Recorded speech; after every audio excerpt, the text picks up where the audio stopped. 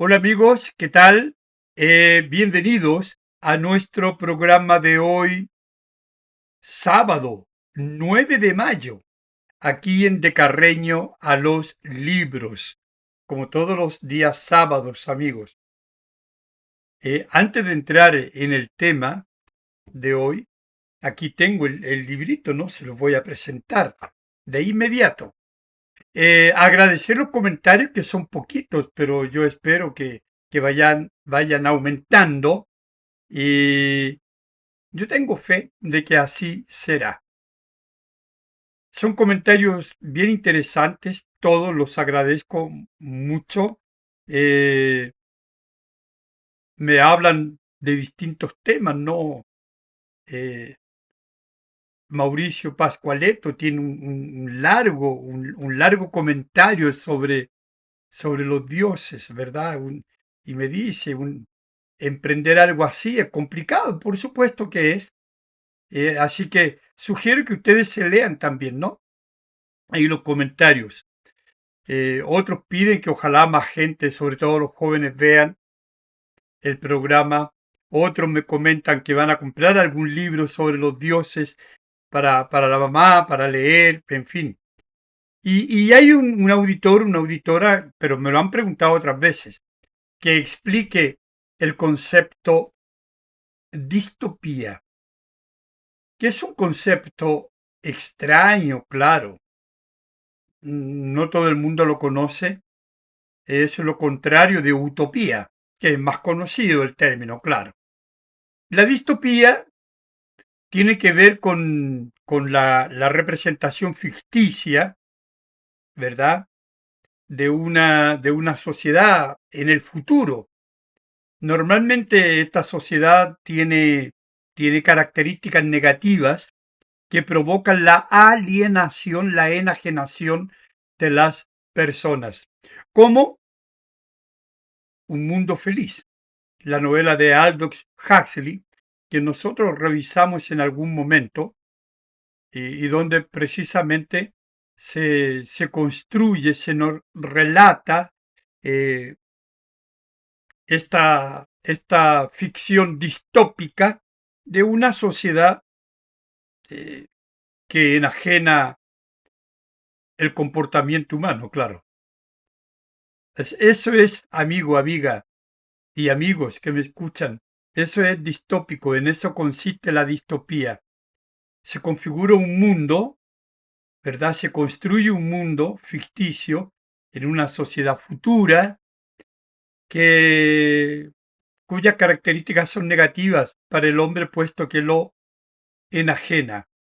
Así que ahora ya ustedes saben, ¿no? Y podemos ver, hay otras también novelas que son consideradas distópicas. Pero vayamos al tema de hoy. La semana pasada hablamos de los dioses, o sea, hablamos de Zeus, y hablar de Zeus, como decía una auditora, ¿no? Hablar de los dioses es una concatenación de dioses y de acontecimientos, y no terminamos jamás, ¿no?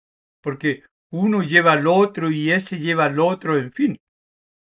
Pero hay historias interesantes y que pueden ser aterradoras, claro, por la forma como estos dioses se comportaban, ¿no? Eran crueles, pero tenían también cualidades humanas, ¿no? Pero eran bien crueles. Y tenían todos los defectos humanos, eso sí, porque además, como eran poderosos, podían hacer todo lo que ellos quisiesen hacer. Se peleaban mucho entre ellos. Pero en fin, de los dioses o de Zeus, vamos a ir a un cuento interesante, ¿no? Que está acá, en este libro. No se enojen, mujeres auditoras, no se enojen conmigo, ¿no? Es una antología del cuento de mujeres infieles. Está Benedetti, Dalmar, Zweig, Moham, Barton, Chekhov, Maupassant, Daudet y Machado de Asís, el gran narrador brasileño. Yo he seleccionado un cuento que es muy interesante, que se llama ¿Fue un sueño? Este cuento. Fue un sueño, ¿no? Eh, es un cuento de un escritor francés famosísimo, Guy de Maupassant. Tiene otros cuentos que me parece que yo comenté, Bola de Cebo, o tal vez yo escribí para contratapa un ensayo sobre Bola de Cebo. Voy a trabajar otros cuentos de este autor francés más adelante, ¿no? Este es un cuento que parte con una pregunta. ¿Fue un sueño? Curioso el nombre del cuento, ¿no? Eh, es un hombre, un narrador masculino, el que cuenta la historia. Es una historia que a lo mejor a ustedes los va a asustar, aparentemente,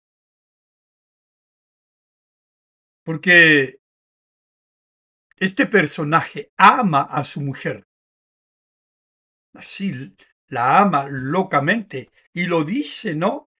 La primera línea del cuento, la había amado locamente. Así parte el cuento, ¿no? Y se hace una serie de preguntas. ¿Por qué se ama? ¿Por qué se ama? Claro.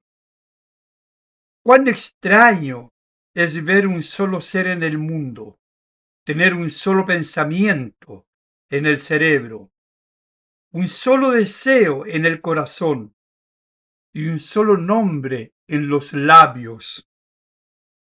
Un nombre que asciende continuamente como el agua de un manantial, desde las profundidades del alma hasta los labios. Vean qué poético, ¿no? La descripción de la mujer amada. Un nombre que se repite una y otra vez, que se susurra incesantemente en todas partes como una plegaria. Hermosísimo el comienzo. Y ahí, bueno, en el segundo párrafo, el narrador dice, les voy a contar una historia, ¿no? Les voy a contar una historia. Pero vean el primer párrafo, ¿no? Es un, es un párrafo muy poético, es un párrafo muy bonito, eh, con el cual todos nos sentimos identificados, porque al final todos tenemos un amor o hemos tenido un amor, ¿no? El mío ahí está, permanece a mi lado después de muchos años, amigos, mucho. Con mi mujer tenemos 56 años de casado y más 7 de pololeo. Entonces yo me siento muy identificado con este párrafo. No con lo que viene después, pero con este primer párrafo, sí. Y yo creo que a muchos de ustedes les ocurre también lo mismo, ¿no?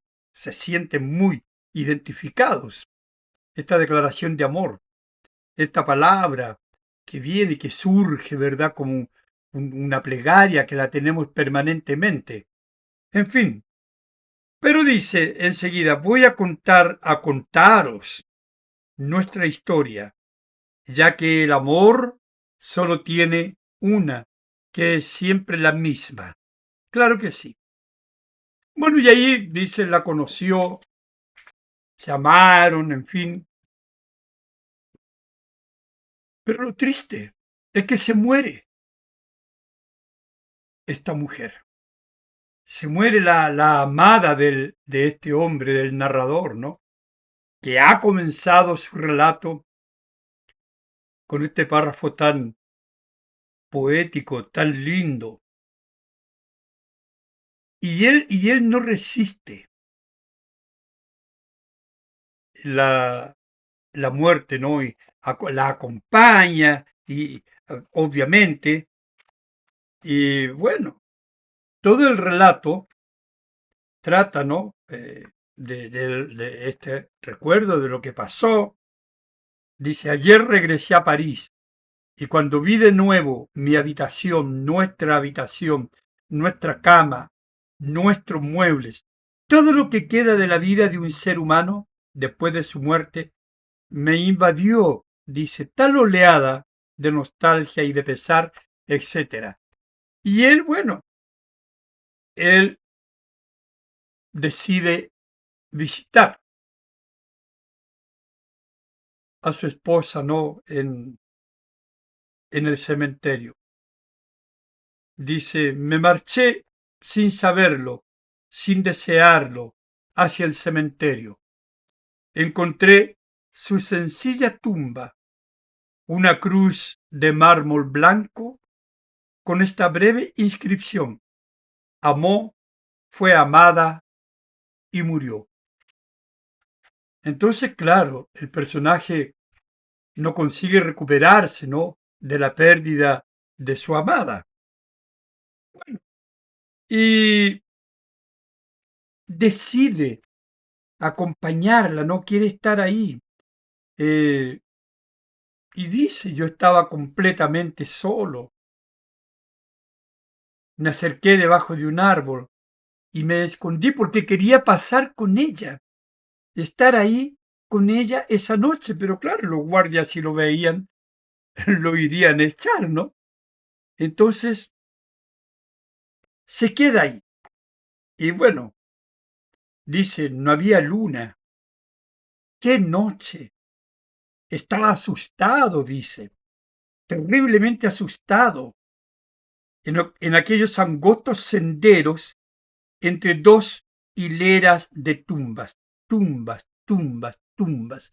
Claro, está asustado. ¿Quién no estaría asustado en la soledad del cementerio, acompañado solo de tumbas? Entonces, bueno, él decide quedarse, se esconde, decide quedarse, ¿no?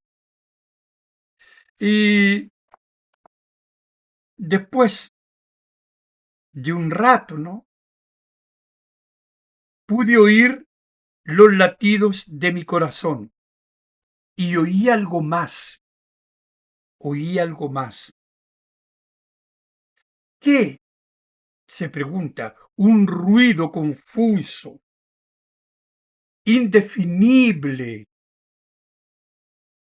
¿Estaba el ruido en mi cabeza, en la impenetrable noche, o debajo de la misteriosa tierra, una tierra sembrada de cadáveres humanos? Miré a mi alrededor, pero no puedo decir cuánto tiempo permanecí allí. Y el cuento, amigos, va ganando en intensidad. ¿Fue un ruido que escuchó en su mente o fue un ruido que venía desde la tierra? Se quedó ahí, ¿no? Se quedó un buen rato.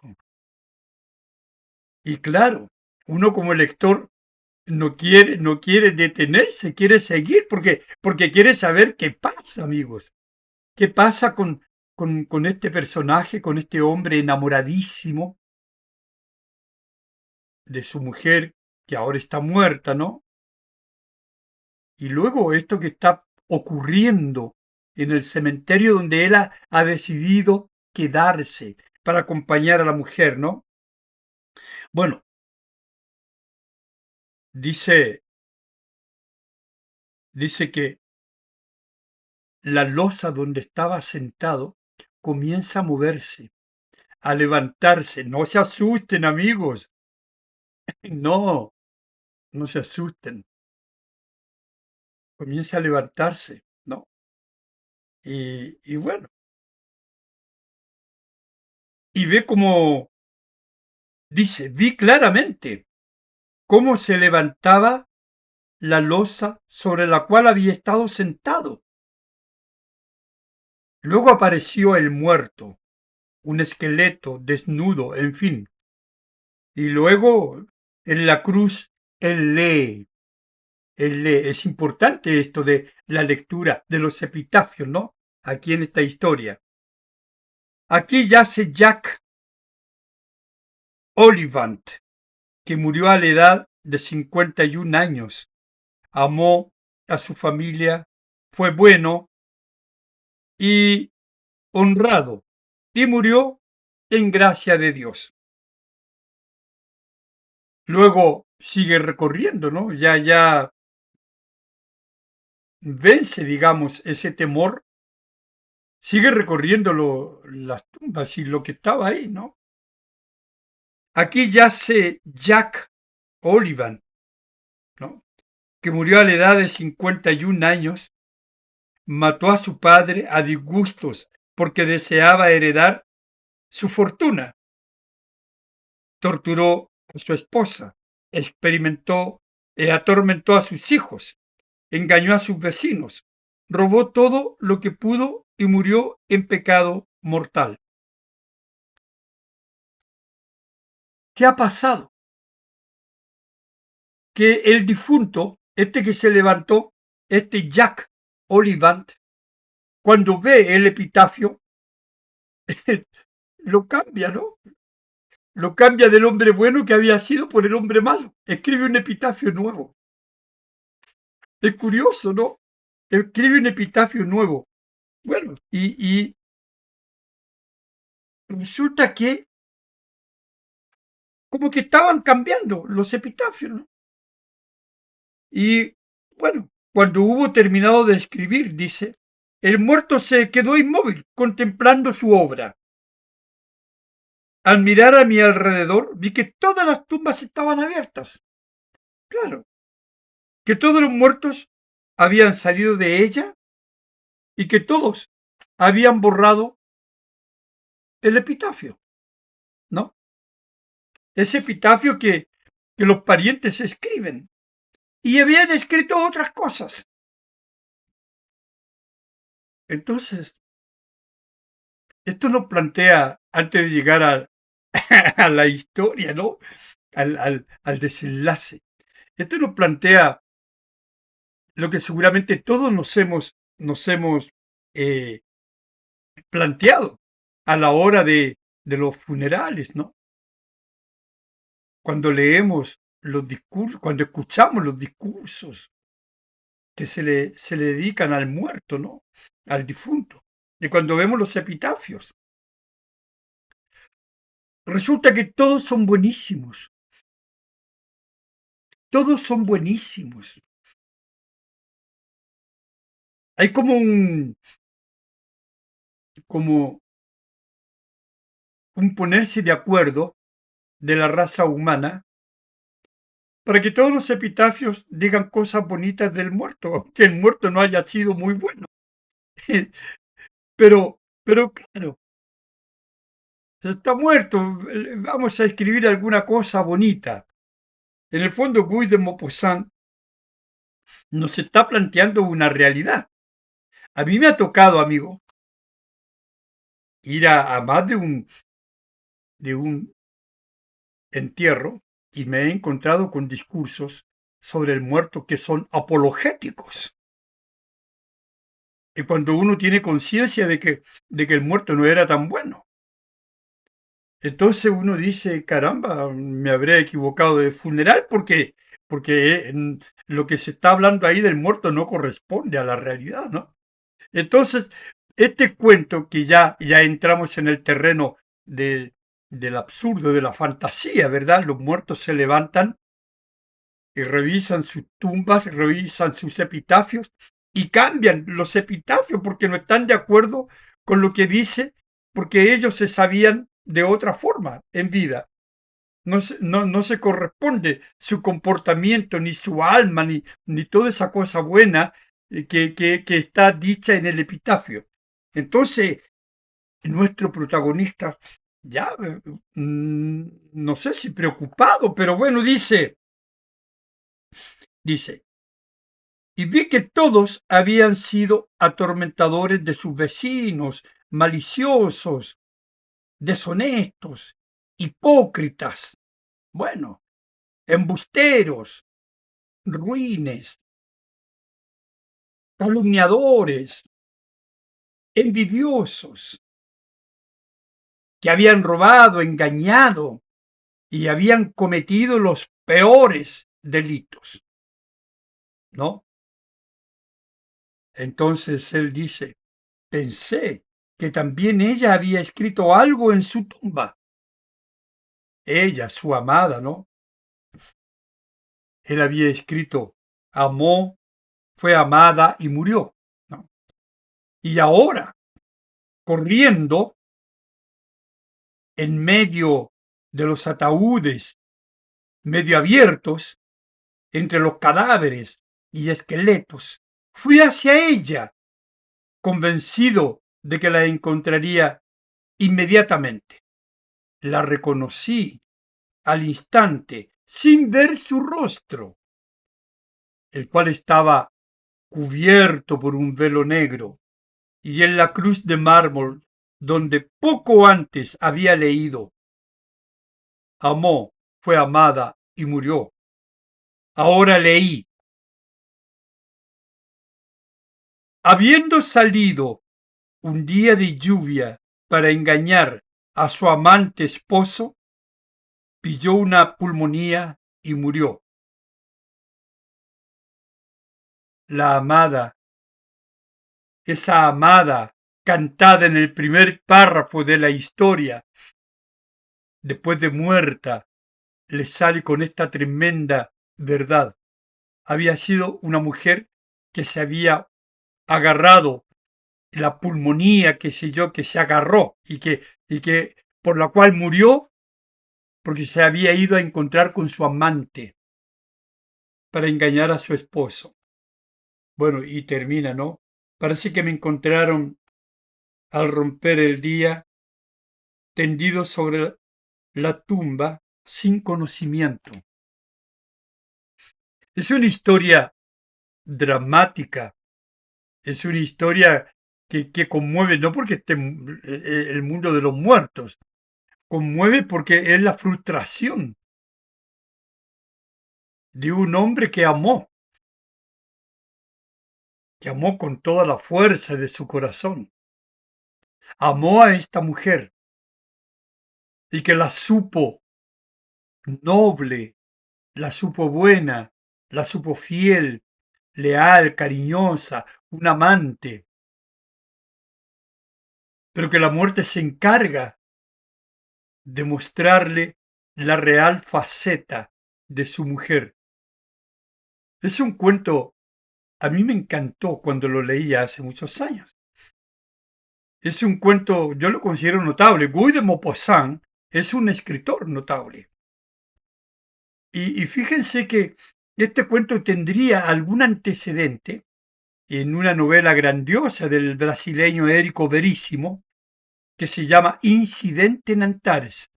Si ustedes van a Brasil un día o encuentran la novela en portugués, no sé si hay traducción. Es una novela magnífica, donde, claro, también aparecen estos muertos, pero estos muertos reclaman, ¿no? No les voy a contar la historia, es una novela. Es muy, muy interesante. Aquí también aparecen los muertos, pero los muertos aparecen con un propósito claro. Como en la novela, también hay propósitos claros, pero este es un propósito claro que tiene que ver con ellos, con su proceder, con lo que, como con ellos fueron, lo que ellos fueron en vida. Normalmente personas malas en el sentido de haber sido embusteros, infieles, mentirosos, maltratadores de la mujer, de los hijos, de los amigos, de los vecinos.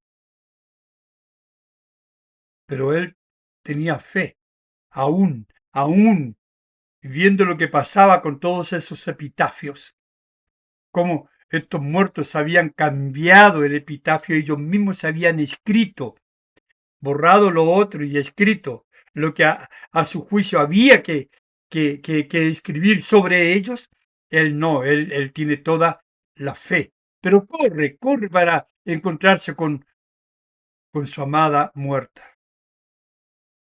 Y ahí está ese epitafio que lo desarma, lo deja inconsciente, la muerte lo golpea. Bueno amigos, yo quiero que me comenten este cuento, por favor, y nos veremos el próximo sábado con otra historia aquí en De Carreño a los libros. El cuento está en internet.